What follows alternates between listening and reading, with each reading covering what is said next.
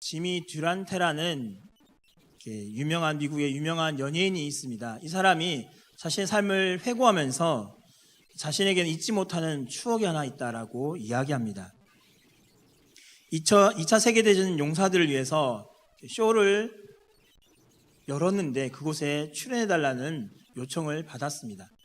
지미 듀란테는 시간이 없어서 몇 분밖에 참여하지 못하겠다라고 이야기하였고, 그 쇼를 주최했던 곳은 그렇게라도 해달라고 이제 부탁을 하였고, 지미 듀란테는 그 쇼에 출연을 하였습니다. 지미 듀란테라는 사람이 이곳에 나오게 되면 그 쇼는 크게 성공할 것이라고 생각했기 때문에 몇 분만이라도 나오기를 바랬습니다. 지미 듀란테가 나와서 쇼를 진행했습니다. 곧 끝날 것이라고 생각하고 관계자들은 이제 이 사람이 나가면은 다음 순서를 이어받아야지라고 생각하고 있었습니다. 10분이 지나도 안 내려옵니다. 15분이 지나도 내려오질 않습니다. 30분, 그리고 30분이 훨씬 지난 이후에 지미 듀란테라는 사람이 무대에서 내려왔습니다. 관계자들이 놀라서 물었습니다. 당신이 분명히 바빠서 몇 분밖에 안 된다고 하지 않았는데 왜 이렇게 오래 있었습니까? 라는 질문을 던졌습니다. 지미 듀란테가 대답하였습니다. 나도 그럴 수밖에 없었습니다 라고 말하면서 자신이 왜 그 무대에서 오랫동안 있어야 하는지를 설명을 했습니다. 그 이유는 다른 것이 아니었습니다. 그가 출연해서 공연을 하는데 그의 무대 가장 앞에서 2차 세계대전이 끝나고 나서 한쪽 팔이 없는 두 사람이 앉아서 박수치는 그 모습으로 인해서 내려오지 못했다는 것입니다. 한 사람은 오른쪽 팔이 없고 한쪽 팔은 왼팔이 없습니다. 근데 이 두 사람이 나란히 앉아서 자신이 남아있는 그 손으로 서로 향해서 박수를 치면서 즐거워하고 이 공연을 즐거워하니까 지미 듀란테라는 사람이 시간이 바쁨에도 불구하고 내려올 수 없었다라고 이야기하며 그 무대를 마치고 돌아갔습니다. 오늘 읽었던 성경은 138편 다윗의 시입니다. 신학자들은 이 138편을 다윗이 하나님의 법궤를 예루살렘으로 이전한 이후에 지은 시다라고 이야기하는 사람들이 있습니다. 그런데 이 다윗이 이렇게 이 시를 지었던 모습을 살펴보면 그의 삶 가운데 아직 좋은 환경이 만들어지지 않았던 상황이었습니다. 왜냐하면 다윗이 왕위에 선 지 얼마 되지 않았기 때문입니다. 사울이라는 왕이 있었습니다. 사울의 왕국이 세워져 있었는데 이 사울이라는 사람을 대신해서 다른 왕이 올라왔다라는 것입니다. 그렇다면 사울을 따르던 사람에게 있어서 반대되는 세력이 올라왔기 때문에 얼마나 싫어하겠습니까? 뿐만 아니라 이스라엘 백성들이 예배하던 곳은 예루살렘 성전이 아니었습니다. 이전까지 있었던 곳은 실로라는 지역에서 많은 사람들이 하나님을 예배하러 나왔고 실로를 굉장히 중요한 종교의 성지로서 보고 있었습니다. 그런데 지금 예루살렘으로 하나님의 법궤를 이전한다는 것입니다. 그렇다면 실로에 마음을 두고 있고 실로에서 많은 이익을 얻고 있던 사람들은 다윗이 하는 행동에 대해서 얼마나 불만을 많이 가지겠습니까? 뿐만 아니라 그의 삶 속에서 얼마나 많은 대적자들이 일어나서 위협을 할지도 모르지 않겠습니까? 그런 가운데서 지금 다윗은 이 시를 적으며 하나님께 감사하고 있다는 것입니다. 시편 138편을 읽어보시면 가장 많이 나온 단어가 감사라는 단어입니다.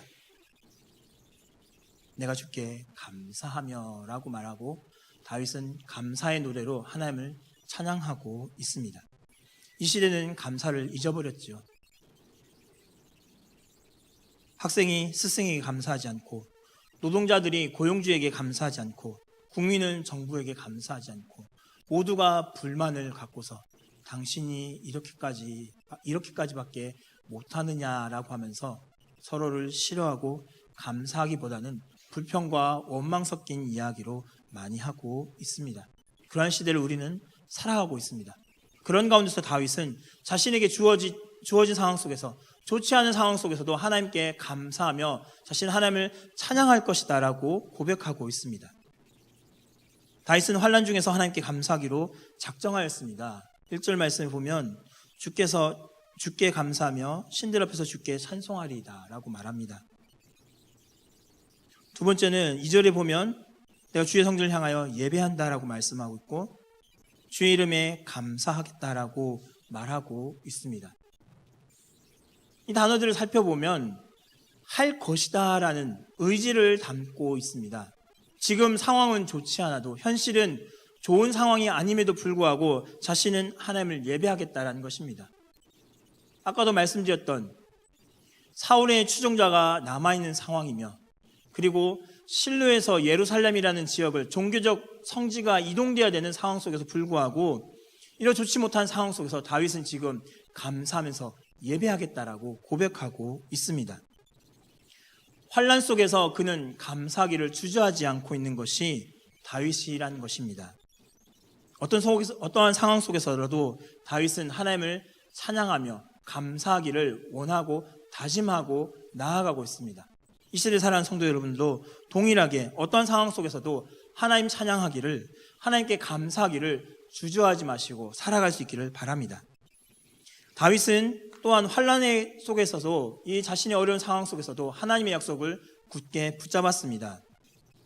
원수들이 분명 다윗을 향하여서 많은 위협을 하였을 것입니다. 그래서 마음도 많이 연약해졌을 것입니다. 그럼에도 불구하고 다윗은 2절에서 주의 말씀을 주의 모든 이름보다 높게 하셨다라고 고백하고 또한 4절에서 그들이 주의 입의 말씀을 들음이오며라고 고백하고 있으며 그들이 여호와의 도를 노래할 것은 여호와의 영광이 크심이다라고 고백하면서 하나님이 어떠한 분이신지 알면서 그것을 붙잡고 그 약속을 붙들고 하나님께로 감사하며 나아가고 있습니다.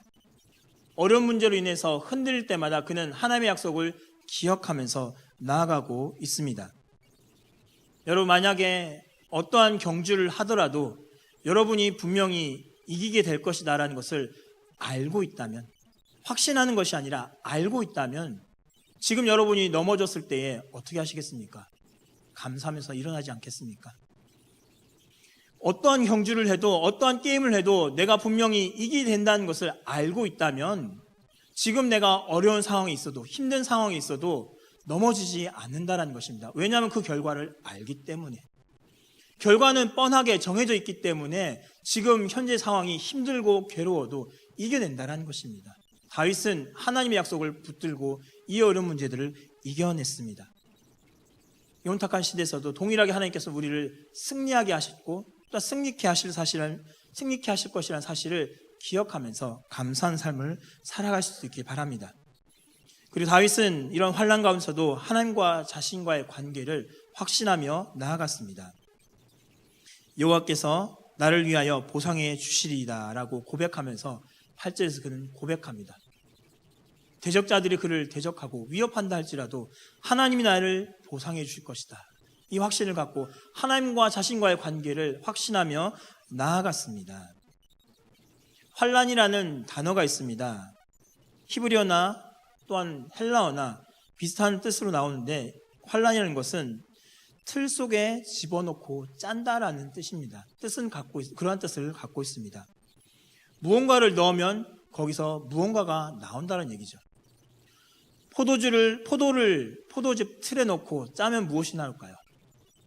포도주가 나옵니다. 매실을 넣고 짜면은 매실즙이 나오겠죠. 올리브를 틀에 넣고 짜면 올리브유가 나옵니다. 무언가가 나온다라는 겁니다. 환난은 지금 당하는 고통이 있지만 무언가의 결과를 얻어낸다는, 그 결과물을 내놓는다는 것을 뜻하고 있습니다.